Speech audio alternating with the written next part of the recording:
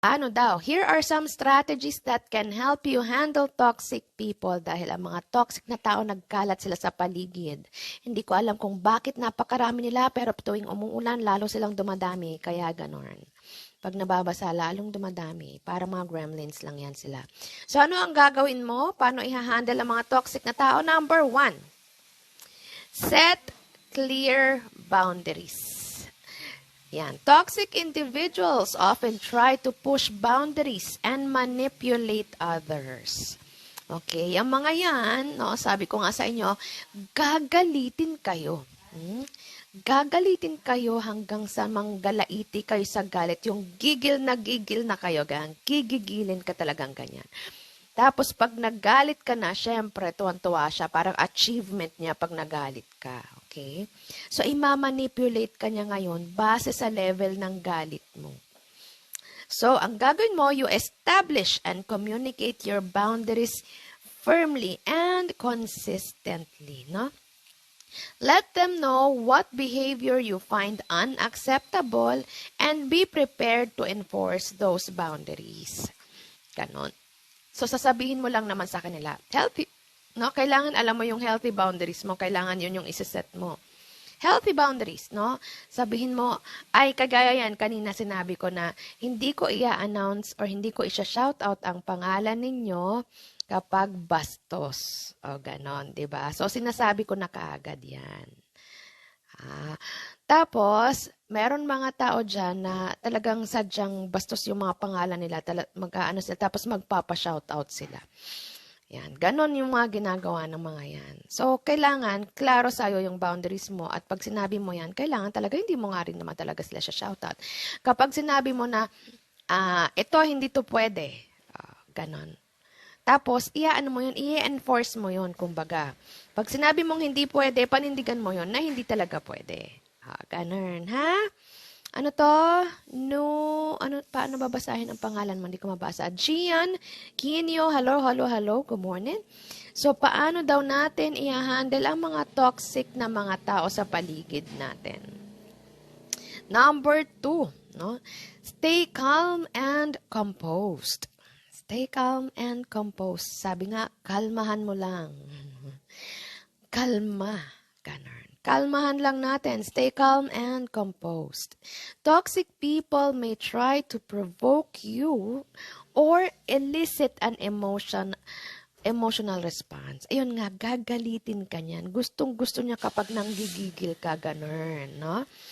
So, by staying calm and composed, you deny them the satisfaction of getting under your skin.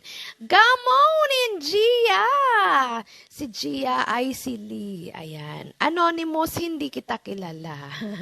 Anong ninang ang pinagsasabi mo? Bahala ka sa buhay mo. Ayan. Patunayan mo muna na ako ay ninang mo, ha? Magpakita ka ng birth certificate, magpakita ka ng valid ID, at magpakita ka ng baptismal certificate kung saan ako ay nakapirma. At ipakita mo rin ang picture namin ng iyong inay nung oras na ikaw ay bininyagan, ha? At magkasama kami at karga-karga kita. Pag wala ka ng lahat ng requirements na yun, wag mo kong tawaging ninang, okay? Hello, Baller! Gia! Amesha. Okay, guys, so how do you handle toxic person? Kalmahan lang natin ito.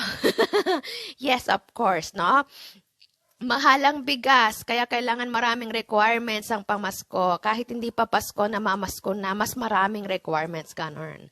Kalmahan lang natin, stay calm and composed, kasi nga, iti-trigger ka niyan mga tao na yan, kasi nga toxic sila.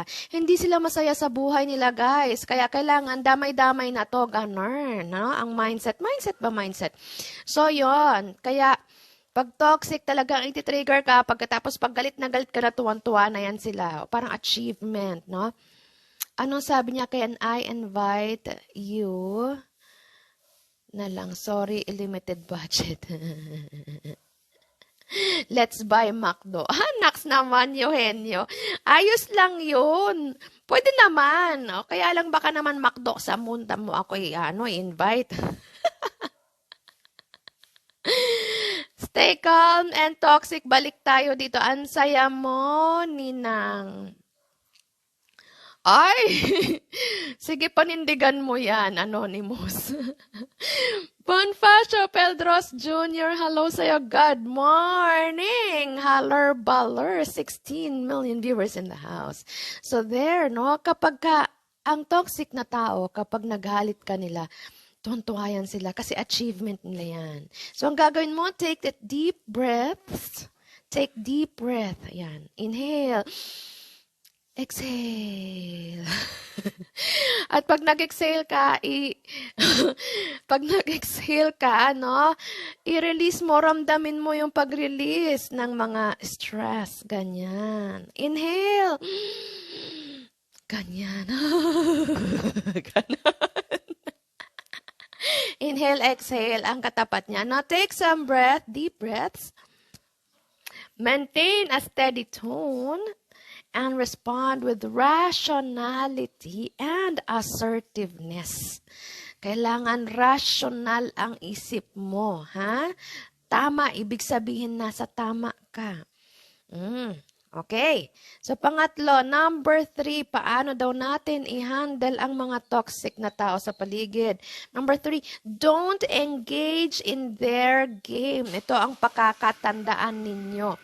Don't engage. Don't engage. Wag masisira ang buhay mo. Ganun. Nice to meet you, host. Haller Baller, tencho. Nice to meet you too. Toxic people thrive on drama and conflict. Ginagawa nilang komplikado ang mga bagay-bagay na napakasimple lang naman sana. Diba? Refuse to participate in their toxic behavior or engage in their mind games. Ayan, refuse. Ha? Wag ganun. Wag kang papatol, kumbaga. No, instead, focus on maintaining your own